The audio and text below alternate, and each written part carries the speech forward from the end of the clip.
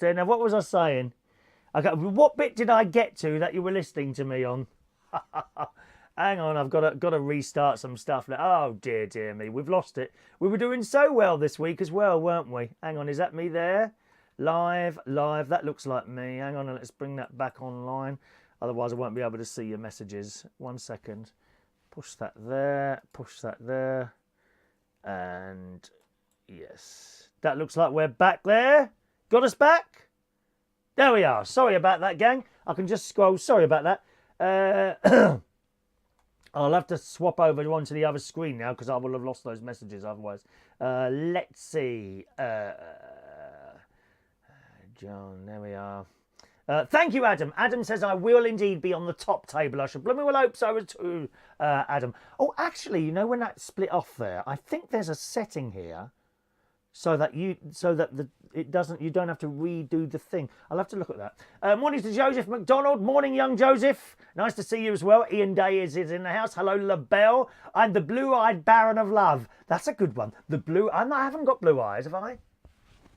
Would you like to have a closer look? I don't have blue eyes, I don't think.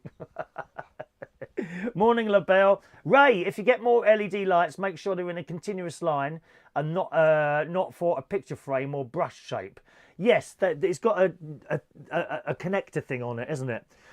Which you literally just plug in and they should work like that. I've kind of looked into that. Thank you, Ray. Good morning to Deanna and Gary Butler. Nephew Gary Butler's in the house. Morning, Gary.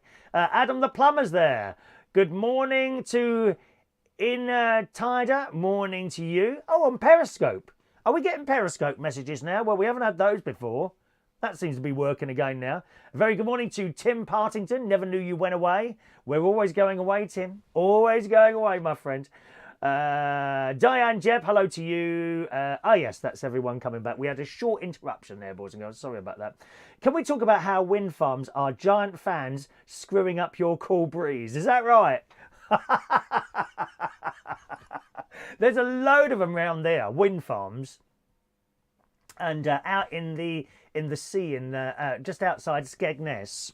Okay, if you look on the beach, all the turbines, the wind turbines are out at sea, and you're saying wind farms are actually giant fans screwing up your cool breeze. Is that right? I love it. Hello to Anna Duke, and Tim says, is anyone watching Years and Years at the moment on Tuesday nights on BBC One? Colour, fascinating drama. Yes, just started watching that, Tim, last night, funnily enough. I don't know if I'm getting into it or not. I managed about 25 minutes and then I went to bed. But I'm not sure. Not sure if I'm liking the whole Years and Years thing. Not sure yet. All right. Hello to Diane Jeb. Did I say hello to you this morning? We might have missed stuff there. There we go. Might have missed stuff a little bit there. So if I've missed a message there, apologies, but we kind of got cut off there. So back again. Yes, I think there's a setting somewhere on my broadcast software that somehow makes it's okay on YouTube it just pauses or stops and restarts in the same place. I don't think the people on YouTube have to restart anything, but you do on Facebook. But I mean, you know, don't you, if it gets cut off sort of halfway through a conversation, you know to just look again and click on the next one. I think there's a thing on Facebook somewhere that if that happens, it comes back in the same place, if you see what I mean. So I'll look at that and see if I can get that working. Thank you. I'm glad you like the colour of the shirt, LaBelle. Some people don't like this shirt. A couple of people don't like this shirt. I'm glad you do. The vibrant colour of the shirt makes your eyes look very blue. Blue velvet. God, that's an old song, isn't it? Blimey. I had a very, very busy day yesterday. I must say, a day of much busyness. That's what I had yesterday. Because after I finished the show here, I went up to the Boston swimming pool. I had a whole lane to myself yesterday. An entire lane. And the ladies were doing water aerobics in the main part of the pool. So that was nice. Then I went to B&Q. I got some more earth. Another 3 bags of earth. I buy the sort of 50-litre bags. I said to you before, they do the best way to do it is buy the great big ones. I think there are 140 litres or 125 litres in the great big bags. But you can't lift them. You know, you can't lift them. I mean, if you say at the till, you know, I want to buy, they send a couple of blokes out probably to put them in your car for you. But of course, you've got to get it out at the other end. And it's just not possible. So I just buy, I mean, it's about another £2 or £3, I think, to buy the smaller bags. So I bought 3 large bags of, three, I think 50 or 60 litre bags of earth. I bought 3 plants yesterday, didn't go mad. Oh, what are they called now? Foxgloves. I do like foxgloves. Poisonous to a lot of animals, so they shouldn't be eating them. If they eat if those animals come along and eat my plants, they're dead. So keep away. Keep away. A shame they're not poisonous to snails, isn't it, really? And slugs. Horrible, slimy things going all across the grass here. Nasty things. So my foxgloves, which should go really high, and some pots, a couple of timer switches, one for the blue lights, and a little extension socket. So that's what I bought in B&Q. From there, I went to Asda. And in Asda, done a bit of shopping there. Had lunch in Asda, which was rather nice. They do an all-day breakfast type thing for £5. And that consists of the usual sausages, bacon, eggs, baked beans and chips. Of course, vegetarian. I don't have the bacon or the sausages. And I said to her, do you do a vegetarian version? She said, oh, yes. She said, I can do your vegetarian sausages. That's fine. So she goes in this freezer, gets out the Quorn sausages. I mean, you don't get much better than that. Quorn sausages, if you've not had them before, they can come across as a little bit dry, Quorn sausages. Okay. There's also Linda McCartney sausages, which are absolutely delicious. They really are, all vegetarian. So she says, I'll do your 4, because it's usually 2 sausages and a couple of bits of bacon. She says, I'll do your 4 Quorn sausages instead. You all right with that, love? Nice lady. I said, yeah, that's fine, darling. So she'd done that and that come over. And that was nice. And a piece of bread as well. Then I did my shopping in Asda. Come out of there and got me cheap petrol at the Asda petrol station. Thank you. £1.27.9 per litre. Oh, yes. Asda is generally the best place for petrol. That and a place called Apple petrol stations. You don't see them. I've never seen them down sort of South London way. There must be a northern thing that. So Apple petrol, they were the same price. They've got a Tesco's petrol as well. That tends to be slightly dearer than the other two. So if you're going that way, I mean, it's pointless driving miles and miles trying to get cheap petrol. It's really absolutely pointless doing that. So I go to one of those on the way home, and came back here. Did me blue lights first. All those hooks of oh, you remember I told you the hooks hadn't dried? Well, they have now. They're absolutely solid. These little plastic hooks on the side of the caravan. Obviously, they needed a little bit of sunlight and warmth for the glue to dry. So that's fine now. The blue lights are all up now. Done all my plants, went to bed and got up and went round to my nephew's house. I took them round some presents. I took them the bee biscuits for great nephew Harry and great niece Evie. Unfortunately, Olivia is fed by tubes, so I couldn't give her anything. And I took over also a very large bag of the Walker's Sensations cheddar cheese and chutney crisps for my nephew's wife. And when I gave them to her, she said, oh, I got you something as well. Look. And she pointed, and in the corner was another bag of those for me. Naughty. Naughty. And then Gary showed me this massive Cadbury's blooming pudding thing, which I couldn't eat. He bought that so we could have a bit of that, and I couldn't eat it because I just had the crisps as well. And I took him round some popcorn and had a nice evening round at my nephew's. Great nephew Harry, he was there on his own. Not in the house on his own, but you know, Evie was doing some gymnastics thing that she does. So I got there, and Harry, we were watching television, and they like to watch YouTube videos, the kids. And they've always got this Chinese boy on there. Oh, he gets on my nerves, he does. And what he does is open toys. I think his name's Ryan. Ryan, the little Chinese boy, and his mum and dad, and they're just so annoying. There's nothing wrong with them. They're nice people. They are just so damn annoying. Ryan's Toys. Try typing in Ryan's Toys and you should find it there somewhere. Okay? He's the most annoying kid that I've ever come across in my life. And all they do, basically, is open toys. They make a fortune. We are talking millions of pounds here. And basically, all they do is open toys. They've even got their own toy range now. and the father is just on another planet altogether, and the mother, and the acting is just awful, but that's what they do. So he kept putting that on. I said, oh, for God's sake, put something else on. And Gary said, right, we're not having any kids' videos on. So we had something much more adult. And I selected electric trains. And we were watching these garden railways. You can get, if you know anything about model trains, you've got the very small ones, N gauge. Then there's the OO gauge, which is a bit bigger. That's the one most people have got. Then you've got other gauges. Well, they do a garden one, where they actually do a couple of different garden gauges, where people literally have train sets set up in their gardens. And you've got to look at this on YouTube. There's some fantastic stuff people have done on there. They've got the garden and little bridges and scenery. Oh, it's fantastic. So there's kind of two sizes for the garden. There's the little model ones, which go around, you know, are so big. But there's other ones which you can actually ride on. They're fantastic. Both electric and I think little steam ones as well. And then there's the next bigger one, which you may have seen often if you go to an event, you know, some sort of outdoor event, and people have come and set up these trains and you can ride on them. And there was one bloke there, he had this massive engine. I mean, I looked at it, I thought that must have weighed something. It was, you know, so long and so wide. And it was polished. You know, this bloke had the cloth there, polished to within an inch of its existence. It looked beautiful. And you know that this bloke probably spends all his money and time on this particular train engine. Fantastic. So we're watching these. And I was saying, you know, you need this for your garden. I thought their garden wouldn't be big enough. And I thought perhaps I could put it outside here. You know, outside the caravan somehow, and have a train going around there. I could give rides to people around the caravan site, couldn't I? They're fantastic though. Really. And then we started watching Lego train sets. Did you know Lego do trains? I didn't know that. But they're not, I don't think they're electric. I think they're probably battery operated, the Lego ones.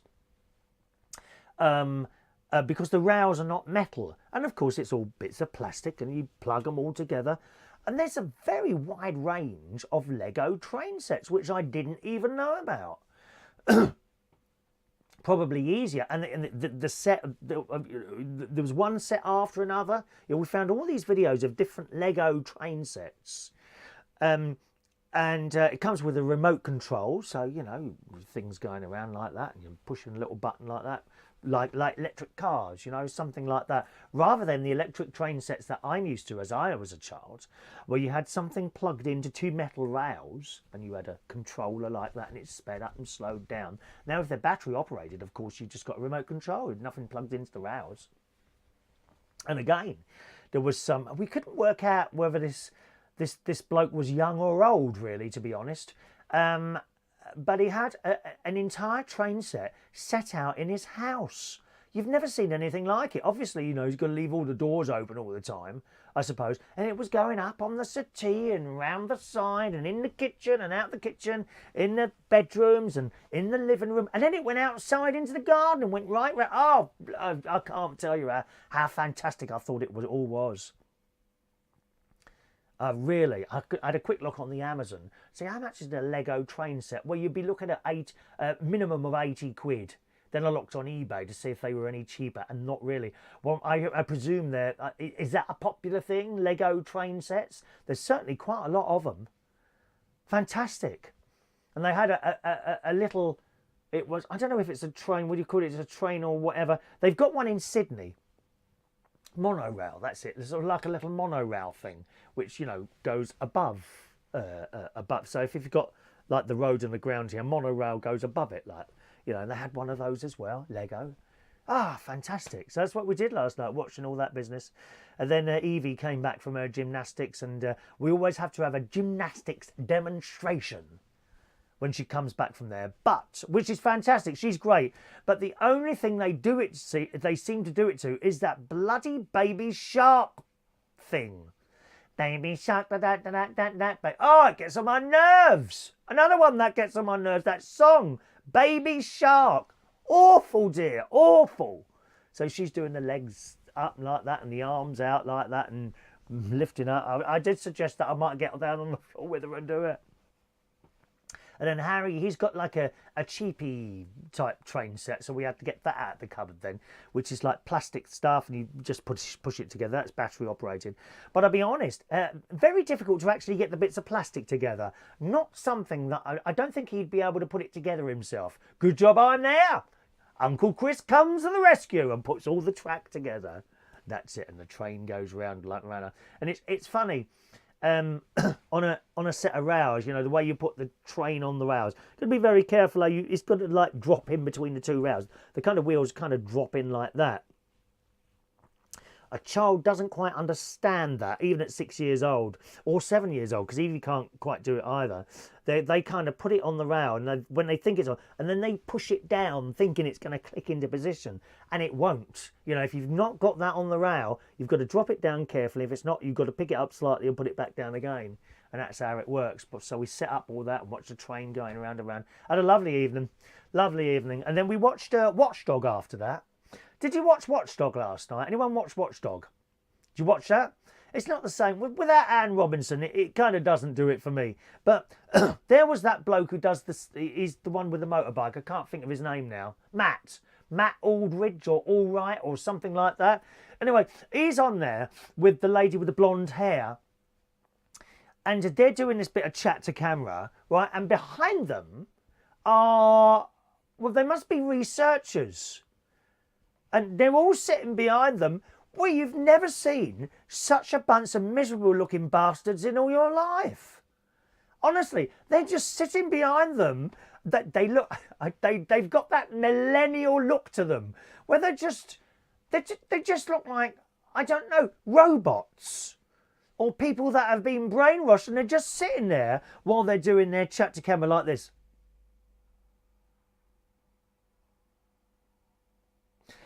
And I look at them and I thought, well, I'm glad I'm not at a party with you lot. I mean, I don't know what I'm expecting them to do, but they just sat there looking so miserable and robot-like. No personality in any of them whatsoever. A little bit like going to a nightclub with a load of young people, I would imagine. So I don't understand the point, because it looked fake. It really looked fake. It looked like, right, okay, you sit there, and you can see a producer telling you sit there. Now, whatever you do, don't smile or talk or do anything while the presenters are talking to the camera. Did anyone see that? And didn't it look a little bit odd to you as well? Do let us know if you saw that last night. Let's just do some of the messages here. Claire, where we are. Claire says the shirt reminds me of summer holidays and the deck chairs. We're all going on a summer holiday. The great Cliff Richard, boys and girls. Oh yes. John's got the scaffolders coming tomorrow. I hope they're cute. I've bought biscuits in case. Yeah, photos, or they're not really there, John. We want photos of the scaffolders, please. All right. Hello, LaBelle.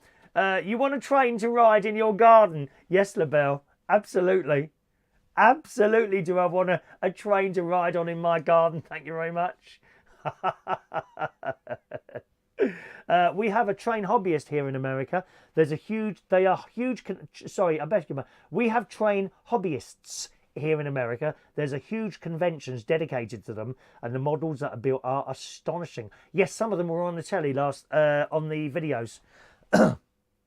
Some of them were on the fantastic YouTube videos of garden railways and things like that. Oh, just amazing. We've got them here as well. There was a very sad story this week. I think it was up this way, actually, in Lincolnshire, of some sort of display or convention, something like that, in a big hall. And all these blokes, they tend to be old blokes that do trains. I don't know any ladies at all that have train sets or anything like that. They tend to be old blokes, and they spend a lot of time doing it. And they'd set all their stuff up in this hall.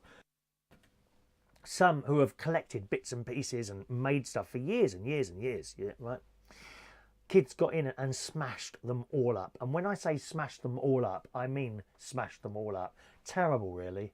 And there were grown men in tears, you know, all those years of work completely destroyed by some youths who got into the place and decided, no, let's go and smash this up. Absolutely heartbreaking. Heartbreaking to see a load of work like that totally destroyed by mindless bloody idiots. Well, I hope they're banged up for a while. I do hope so. They need to be taught a lesson. That's outrageous, that is. Morning to Craig. Emergency. Oh, Craig's got an emergency. I'm 49 now, and I've noticed that overnight my eyebrows have gone bushy. What's that all about? Get down to that hairdresser's, Craig. You need to have those shaved. Zzz. What they do is they put a comb underneath it, and they go bzz like that with a bzz, bzz, bzz thing. Hello to Sarah Lou Lace. Good morning. Watching robots was sad because they'd rather be watching Jeremy Kyle. No, Sarah. Good riddance to him. Goodbye, Jeremy Kyle. They were awful watching that. Watch Watchdog next week and you'll see what I mean. You'll see what I mean. Craig, we have the train things at our local park. There you go. We are stunning. Kids get rides at weekends. A great hobbyist club of steam engineers. These blokes know what they're doing. I tell you, they can completely dismantle these steam trains. The big one the bloke had, I think it was green. I can't remember the colour. It was either green or black, I think. And he's got a hose in the bit of the back because that's where the water carries in. What happens is that the water is boiled up, okay, and the steam pushes little pistons up and down, and that's how the train moves along.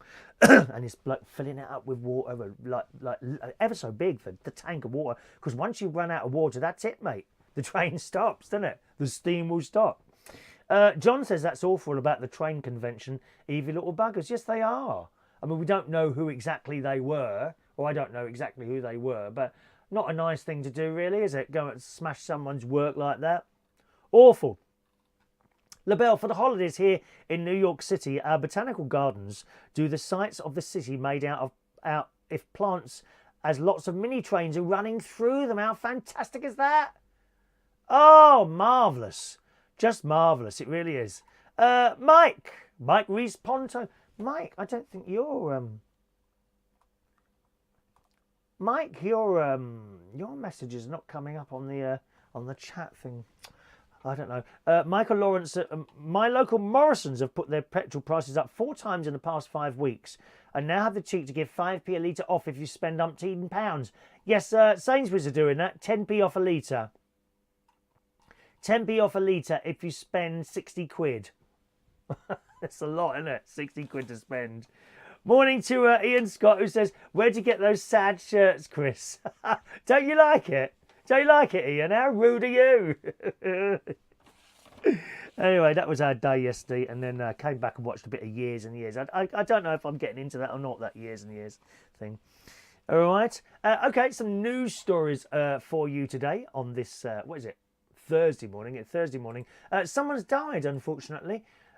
Someone who you will know. I don't watch Coronation Street, but this lad was in it. I remember him from Butterflies. You remember Butterflies with the very, very talented and funny Wendy Craig. And she was also in, of course, And Mother Makes 3 and Mother Makes 5 and many, many other things. Wendy Craig is one of the best actresses. And it's not her that's died, incidentally. One of the best actresses for comedy. She also appeared in Casualty about a year or so ago. I immediately recognised her in that. Anyway, Andrew Hall has died. In the Daily Mail this morning, the Coronation Street, who played Audrey Roberts, that's Sue Nichols' cross-dressing lover, Mark Selby, in the long-running ITV soap.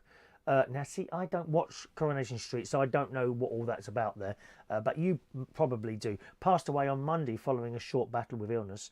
His management, Inner Talent, which has handled his career since 2014, said in a statement on Twitter, it's with deep sadness that we announce the passing of our client and friend Andrew Hall, who sadly passed away on Monday after a short illness. And I remember him in Butterflies. He was the tall one with the curly hair. Do you remember it? You must remember him from that. I know many of you are sort of an age, same as myself, so you will know. It says Andrew was loved by audiences for his many roles, most notably Butterflies, Coronation Street, and more recently Sci-Fi's Blood Drive, which I don't know that either. His character name was the Gentleman in Sci-Fi series. That couldn't be more apt. It was the perfect way to describe Andrew, but I certainly remember him in that excellent TV series Butterflies, which was hilarious. So there we are. John's grudgingly going to the gym. What, is it your first time, John? Looking at your pictures, you haven't been before, darling. Is that right? LaBelle, I love the shirt. It disguises the fact that you're a wild and dangerous man living on the edge. Really? You think so? I don't think I'm wild and dangerous here, really. Okay, now, mobile phones. Mobile phones. You may have seen those little charging stations now popping up all over the place. Have you seen one of those? I've seen them in a few pubs. I've seen them at airports. There's one in a shopping centre in Bracknell, in Berkshire. There's one there as well. And you open a little door. Doesn't cost you anything. Right? You just open this little door, plug. I don't know how they make money from this thing, but you open a little door, plug your phone in, close the door, enter some sort of code in there that you make up yourself, and then you walk away. You go back half an hour later, and your phone's charged up. Very good. All free. Well, in the Daily Mirror this morning, it says, avoid charging your mobile at airports, warns security experts, or it could cost you. We're all familiar with the sense of panic that comes when you realise your phone is about to die. You know, beep, beep, oh no, it's going to die. And your charger is nowhere to hand. Fortunately, should this happen to you at an airport, there are those nifty little charging stations. Phew. It says, phew, crisis averted, right? No. Next time you find yourself short of electricity at the airport, you may want to think twice before using a charging station, as it could end up costing you even more. I never thought about this. The reason, according to Forbes, is because cybercriminals can modify those USB connections, download data onto your phone, or install malware, all without your knowledge. I never thought about that. Plugging into a public USB port is kind of like finding a toothbrush on the side of the road and deciding to stick it in your mouth. I don't think I'll be doing that. You have no idea where it's been. And remember, that USB port can pass data. Instead, Khalib recommends travelling with your own charger, or you invest in a portable power pack. Well, I never thought about that, how that could be doctored by criminals. It says, just try to avoid using any charging station, even if it has exactly the same cord, that wire that you need in there. They continue, let's say I'm a bad guy. I go to an airport. I'm not going to easily take apart the charging station, but it's just as easy to leave my wire, my cord behind. Now, if you see an Apple charging cord, you're likely to grab it or just plug into it, aren't you? Think about that. You do, don't you? You open that little door, you just plug in. You don't think anything more of it, do you? But inside that cord is an extra chip that deploys the malware so it charges your phone, but now your computer is owned by someone else. So I never ever thought about that. And you wouldn't, would you? Criminal just comes in, plugs his cord into a cord that's already there. You don't really look when you go in there, do you? So that might be a bit of a good advice there. Don't use a charging station. Have one of those little battery packs with you. LaBelle says we have them at our train stations. Yes, I think some of the train stations here have them as well. They're free of charge. How do they make money from those, though? I don't understand. You don't have to put any money in. It doesn't ask for a credit card or anything else like that, does it? Funny, isn't it? Ian, thank you, Ian. I have to say, you have one great show. Thank you, Ian. You're very kind. We've been going for years now, Ian. I keep trying to shut up, but I can't. Thank you very much. Been listening on and off since you first started, and had hair. How rude are you? Hair? That's being cut today. I'm going to see my mate H, the hairdresser, going up to Horncastle. Then I'm going to get my car washed by two delightful-looking Romanian boys. I don't need it washed, really. I just like watching them climbing all over my car with the little shorts on. I'm perving at the window at the car cleaners, LaBelle. Do you do that? Um, Ian's been listening since I had hair. Keep up the great work. I remember Ian. I remember you, Ian. You always try to convince me to go over to Apple computers, weren't you? I remember you. Don't worry about that. We don't get much British honour on the other side of the pond. Oh, well, that's it. You know, I am available for any American television show that wants me. And believe me, I'm nicer than Piers Morgan. Promise you. I'm nicer than Piers Morgan, all right? Thank you. The charges are free. You're quite right. Mike, Chris, I take my own portable charge. Yes, very good, as indeed you should. A lot of people, they've always got their plugs with them and they come up to me, have you got a charging socket? And I say, yeah, just plug it in there for you. And I don't mind doing that. Hello to Mikey Mike. It's Mike from Portsmouth on my other account. Is this coming up on your other message screen? Yes. Yes, it does. Yes, it does. That's working fine, that one. Comes straight through there, all right? Okay. There we are. I'll do one more story then today, which is on the subject of the mobile phones again. I don't know about you. I'm not a phone updater. Unless I think that the next phone, okay, is going to vastly be an improvement on what I've got already, I don't update. I made this mistake coming on 2 years ago now. I had an iPhone 5S, which was perfectly all right. So then we got the 6, then the 6, and then the 7, and the 8. And it got to 8, and I thought, and the 8 came out, and I thought that camera looks really good on that one. I think I'll upgrade now. I've had this now for, I think I had that phone about 3 years. And I went from a 5S to an 8. And let me tell you, after a couple of weeks, I thought to myself, I had wasted money. There was nothing wrong with the iPhone 8, but I didn't see much of, if any, an improvement over my 5S and my 8. I thought I'd wasted money. Okay? Well, it seems I'm not alone anymore. In The Sun today, it says shoppers spent... Oh, no, that's the wrong one. Hang on a minute. Where's that now? Here we go. Oh. Here it is. Here it is. There's a few mobile stories about today, and I had them all lined up on there. I've got the wrong one up there. It says, until recently, when the latest smartphone hit the shelves, fans would queue. Is this The Sun or this? No, this is the Daily Mail. I beg your pardon. Until recently, when the latest smartphone hit the shelves, fans would queue around the block to be the first to get their hands on it. Now, do you remember that? I always used to see these pictures of the latest iPhone 8 coming out, and there'd be these queues of people, you know, geeky types. You know what they look like, the geeky types, usually about 25 years old. They've got a bit of money and they've got the glasses on and all that business, right? But now, sky-high prices mean people are hanging on to their mobiles. As you know, I think that started with the iPhone X, which was £1,000. That would be $1,500, I guess, to you, LaBelle, something like that, the iPhone X.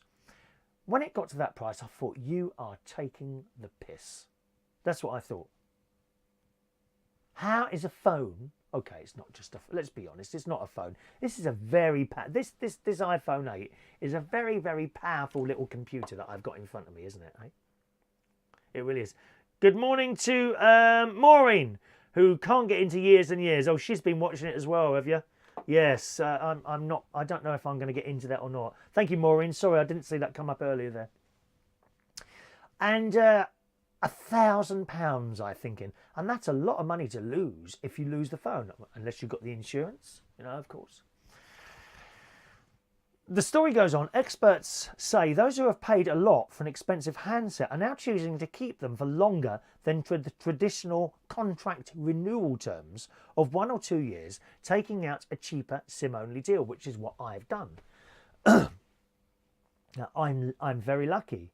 I buy a phone outright. The cheapest way to do it, apparently, according to all the experts, is to buy a phone outright if you can afford it, and then get a SIM-only deal. I have a SIM-only deal. I have a SIM-only deal with 3, the mobile telephone people, and I pay £20 a month for unlimited data, unlimited calls, or unlimited texts.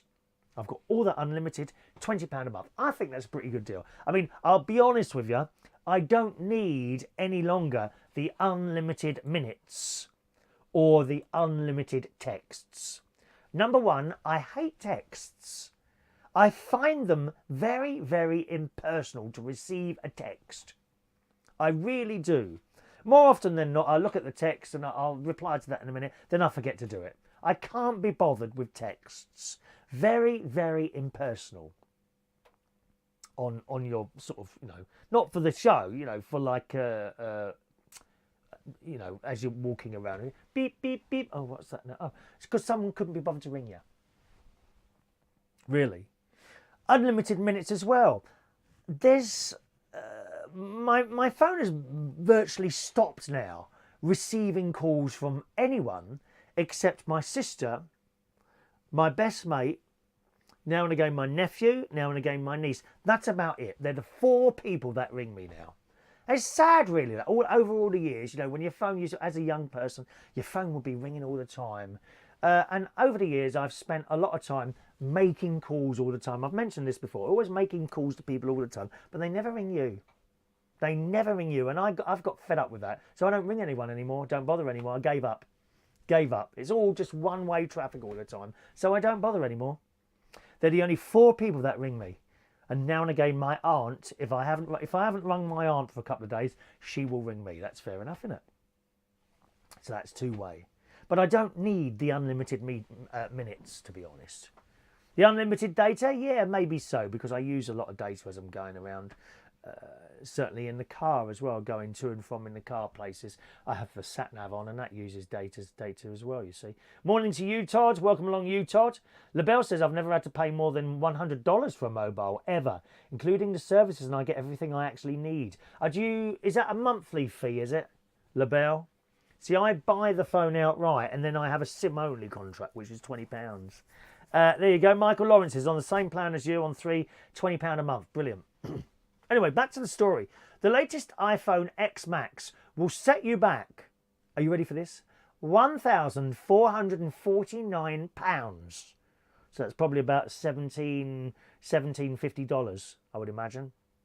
$1,750. While Samsung's latest Galaxy S10 cost as much as £1,399. Now, I always thought that Apple were way up there with the prices, and the other ones were much less than that. According to this, not so much. I mean, there's only a £150 difference between the Samsung and the iPhone there. I thought the Android was the cheaper way to go, but perhaps not. Both companies are now offering deals that trim hundreds of pounds off the price of a new handset, but the cost is still too much for customers. In a survey last year, 40% of people over the age of 30 said upgrading was too expensive, according to research by CompareMyMobile.com. And as I say, I don't do it. I know lots of other people that just don't upgrade their phones anymore. It's become too expensive. They've become very, very greedy. Very greedy. Telecoms watchdog Ofcom and Citizens Advice have helped to raise the profile of SIM-only deals, which is what I've got, highlighting how millions of customers are continuing to pay for the handset after the minimum contract period has expired. Now, a lot of people don't know this. They go in and they sign up this for a contract for a mobile phone with whatever network, and then they start paying. So they're paying, of course, for the phone and the data, calls, and it's all in one. So they're paying for the phone and the data, calls, and texts all in one price. So it might be 50 quid a week, 50 quid a month, 60 quid a month, 70 quid a month. But for that, they've got the phone as well. Now, that contract is only for a period, and people don't realise this. You sign up with this contract, say, for 2 years. After that 2 years, that phone is yours. But the mobile phone company don't tell you that. So at the end of the 2 years, if you've got your head screwed on, you continue to pay the same amount. What you need to do is go to the company and then say, okay, my 2 years is up now, I want a better deal. And they will give you a SIM-only deal. They'll probably offer you a free upgrade first, but it's not free. It's not free. Okay? A free upgrade is not free. So you're paying £60 a month and we'll give you another phone, but it will still be £60 a month. You don't want that, mate. You don't want that. What you want is to come to the end of the contract. Okay, I've got the phone now. Hang on to the phone and go on a SIM-only deal. All contracts on the mobile phones at some point come to the end. You need to know when that end is. Just ring them up. When's the end of my contract? And then on the day of the end of your contract, you ring them up and say, okay, this is the end of my contract. I want to go on a SIM-only deal now. And you'll have your price dropped by 40 or 50 quid a month. Really. So many people just don't do it. They continue to pay the 50 or 60 pound a month.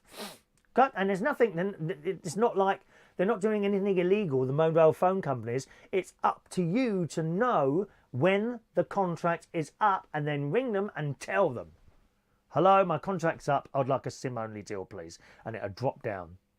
If necessary, change mobile phone companies. Although be careful with that because you need to get your phone unlocked first. Get your phone unlocked before you try and change your mobile phone companies. Get it unlocked. And they all have to unlock them. I think some of them charge a small fee. Not much though, okay? Mikey Mike says, I've got an iPhone X, which I bought outright a couple of years ago. The most I've ever spent on a mobile, won't be changing it for a long time. Yeah, I get that. The same with me, Mike. I've got my iPhone 8 there. I can't see me changing that in any time soon. Got a SIM only on Virgin Mobile, £20 a month. There you go, £20 a month. He paid for that. Can I ask you, Mikey, what were you paying before that? When you got to the end of your contract, you bought it outright. I beg your pardon. Sorry, you bought it outright, same as me. Okay. LaBelle doesn't own the phone, but my upgrades are basically free. Yeah, but they're not, are they? See, you're paying that. What did you say you were paying there, LaBelle? Hang on a minute. $100 a month. So you're always paying. See, to me, that's a lot of money to be paying for a phone. $100 a month, including all the services. But when you get to the end of that contract, can't you just say, okay, it's the end of my contract. I'll keep the phone. I want a SIM-only deal. I'm sure you'll get it for less than $100 a month, my darling. I'm sure you will. Ian Scott, buy a cheap Galaxy for a phone, save your money and buy an iPad with the money you saved.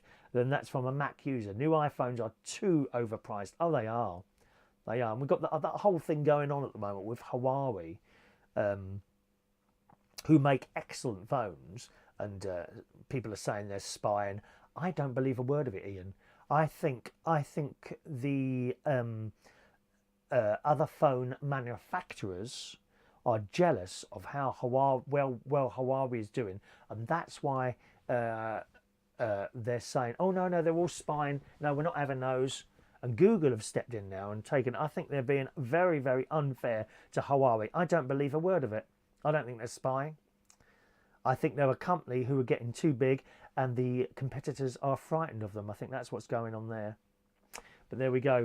Good morning to Ian. Sorry, Paul and Lou are in the house. Good morning, Paul and Lou. A very good morning to you. Who's been in a room that's not been working? Well, we can see you now. Have you been typing in messages then? We haven't seen you. Sorry.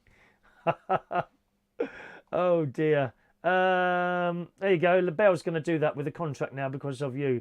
I wish you. Yeah. Just find out when the contract's over, LaBelle. But at the end, this is how it works. It may work differently in America. I don't know. But find out when it ends.